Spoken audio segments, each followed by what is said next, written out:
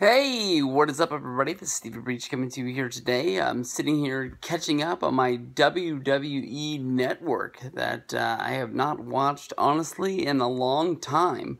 I didn't know where to go to first. I knew that I had honestly missed a couple episodes of WWE's 24 series, the sort of already ready for the, documentary DVD, that needs to be released for Kurt Angle. I watched the Kurt Angle one, which I believe was on Monday. It might have been the Monday before, but this was basically Kurt Angle coming back to WWE.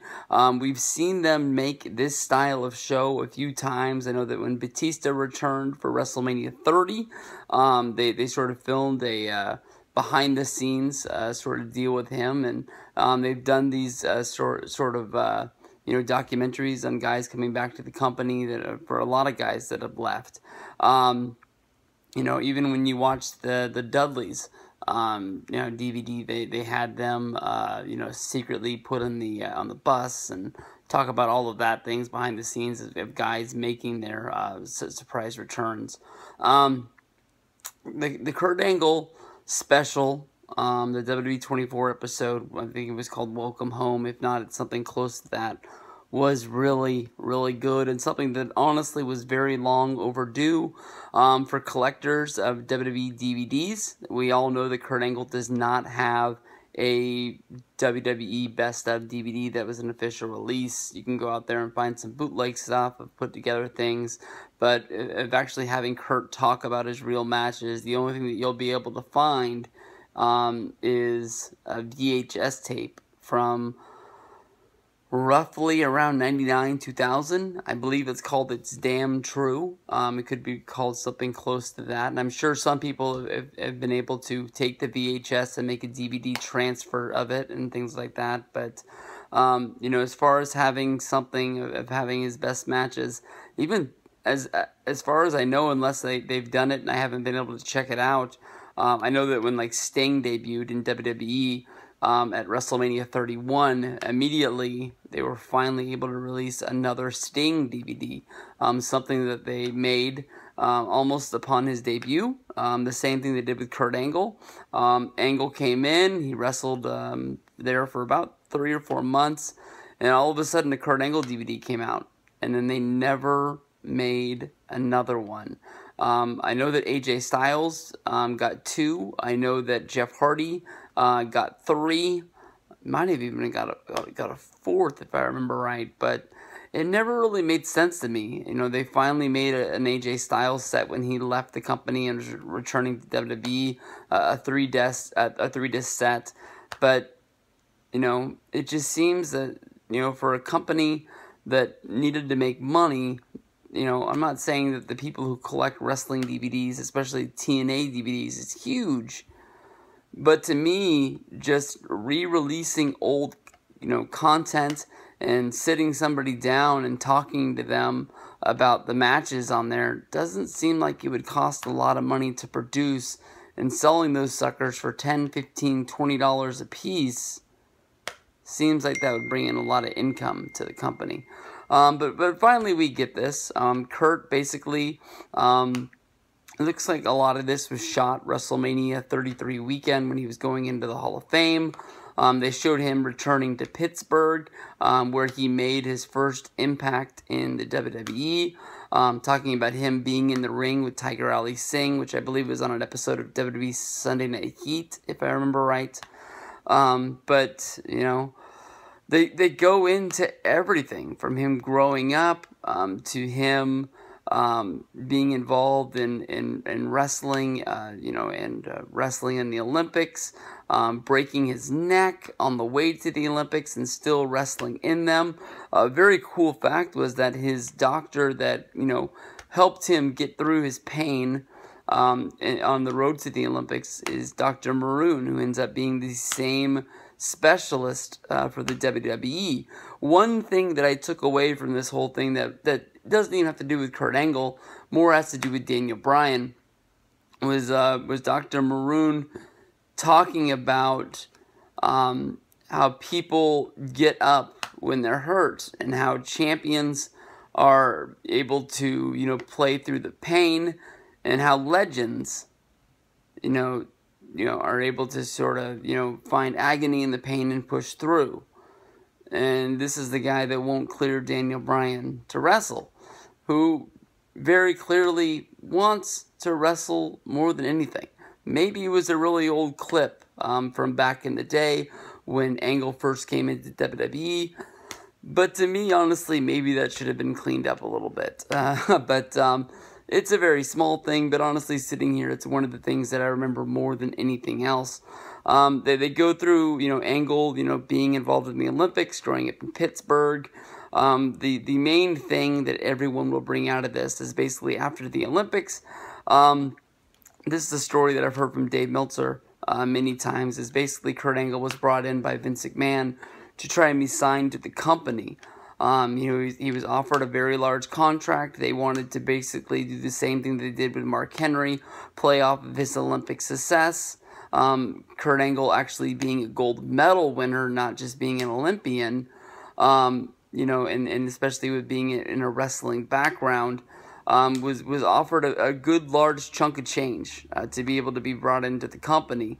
But Angle turned it down, basically saying that he was a champion, he would never be able to lose, and basically was told that, wrestling is fake, and, it's nothing that he wants to be a part of. He ended up going home, he ended up trying out to be some sort of just... The main job he had, I guess you can say, was a sports analyst on television, doing the nightly news. That ended up being a career that didn't really work out for him. And in 1998, he started watching wrestling. Let's just get to the point that in October of 1998, he debuted wrestling when he signed a contract with WWE. This is a guy that didn't know anything about professional wrestling. Some guys, watch wrestling their whole lives and then go in to be trained, and they pick up on it very easily because of the fact they've been watching it their whole life. Basically, Angle's a guy that didn't even start watching wrestling because of everybody telling him not to, and was able to start getting trained, and very cool footage of him being brought into the Funkin' Dojo. Of course, they had Edge. I believe the Hardys were there, who they didn't show. But there's a lot of people in those early camps. I know Christian and Rhino was in the second camp they ever had, but that first camp had a lot of big names involved in it. Angle, of course, be brought in. He had his first match on Survivor Series. I believe it's the same show where Steve Austin injured his neck, but he had his debut match against Shawn Stasiak, and the ball just basically started getting, rolling from there. Didn't really take him that long before he won just about every belt. I can't remember him winning the tag belt early in his career, but I know that he won the European Championship, he won the Intercontinental Championship, wrestled a Two Falls match, where basically he went into the match with Jericho and Benoit as the champion of the European Championship and the Intercontinental Championship, losing them both. They weren't able to talk about that. I think everybody knows why they weren't able to, but that was a really cool moment in Kurt Angle's very early point of his career, going into WrestleMania with 2 belts, and then being able to lose them both by not being pinned is a very cool little asterisk to go along with those. Angle won the championship by defeating The Rock. I can't remember what show it was that he won it at, but I'm pretty sure that the show was in Pittsburgh, or at least he had one of his very early title wins there in Pittsburgh, because it was a big moment there. Angle was a great wrestler. He had a great career in WWE. They went over a few moments that he had. But basically, the story that they wanted to tell him was him basically getting to the point of breaking his neck in wrestling. Yet, once again, Angle broke his neck for the 2nd, 3rd, and 4th time in his life, all within a year, which is something that I honestly didn't know. I knew that, basically on the road to WrestleMania 19, I knew that Kurt broke his neck was able to sway WWE doctors as well as Vince McMahon to still let him wrestle and be able to put over Brock Lesnar in the main event, because Angle wanted to go out there and he wanted a main event WrestleMania. He thought that he honestly was the best wrestler in the world and didn't think that anybody else could be able to go out there and do the job that he thought he was going to do. From there, basically, Kurt had the surgery and came back to wrestling in 2 months from breaking his neck. From there, 6 months later, he broke his neck. He was able to be cleared, came back for WrestleMania 20, and in his match against Eddie Guerrero, broke his neck yet once again for the third time. The doctor said that he was not able to operate on Kurt, basically because of how many times that he had broken his neck in a short period of time. Told him the only way that he would be able to wrestle again is basically by waiting it out and seeing, how it would turn out. Kurt basically became the GM of SmackDown, where he would basically sit out 5 to 6 months before coming back to wrestling. And at this point, he made a deal with himself that he was going to go all out because he didn't know when it was going to end, and he didn't want it to end. So that's basically, where they were. That is at the point where he started abusing alcohol, abusing prescription pills, and just pushing himself to be able to still go out there and wrestle. A lot like the Randy Orton DVD that came out around 2010, 2011.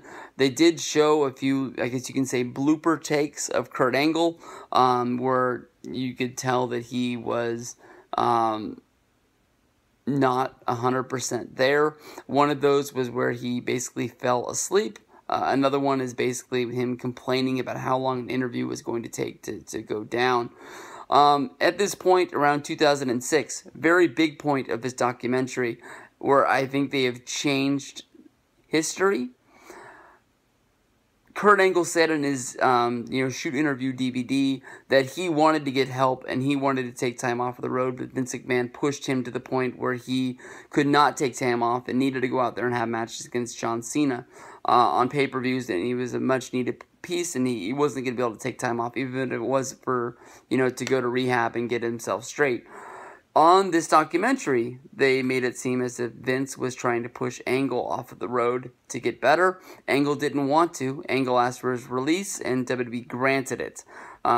Sort of a big deal, but I haven't heard a lot of other people talk about this documentary, bring those points up. From there, basically, they talk about the fact that Angle left WWE to go wrestle for TNA. The newsworthy thing out of this is that Dixie Carter is brought up.